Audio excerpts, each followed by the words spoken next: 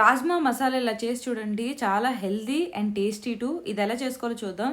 ముందుగా ఒక cup of rajma రాత్రంతా నానబెట్టి ఉంచుకోవాలి వాటర్‌లో. పొద్దున్న లేచి దీన్ని చూడండి ఇలా ఉంటాయి. వీటిని ప్రెషర్ కుక్కర్‌లో ఏసుకొని 3 కప్పుల నీళ్లు, మీకు సరిపడా ఉప్పు ఏసి ప్రెషర్ కుక్కర్ పెట్టుకొని బాగా కలిపేసి 4 విజిల్స్. 4 విజిల్స్ తర్వాత చూడండి ఇలా ఉడికిపోతుంది. ఇప్పుడు ఒక కడాయిలో కొద్దిగా ఆయిల్, జీలకర్ర, 2 చిన్నగా తరిగిన ఉల్లిపాయలేసి గోల్డెన్ బ్రౌన్ కలర్‌లో అయ్యేంత వరకు వేయించుకోవాలి.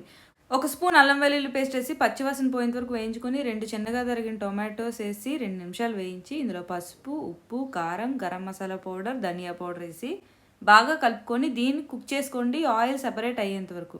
తర్వాత దీనిలో మనం పక్కన ఉడికించుకున్న రాజ్మా ఉంది కదా, అందులో వేసుకొని కొంచెం ఒక అర గ్లాస్ వాటర్ వరకు వేసుకోవాలి. మీకు సరిపడా ఉప్పేసి కొంచెం కసూరి మేతి కూడా వేసుకొని బాగా కలుపుకొని ఒక 5 నిమిషాల పాటు మీడియం ఫ్లేమ్లో కుక్ చేసుకొని స్టవ్ ఆఫ్ చేసేయండి. దీనిలో చివరిగా కొత్తిమీర ఆకులతో గార్నిష్ చేసుకొని ఎంజాయ్ చేయండి.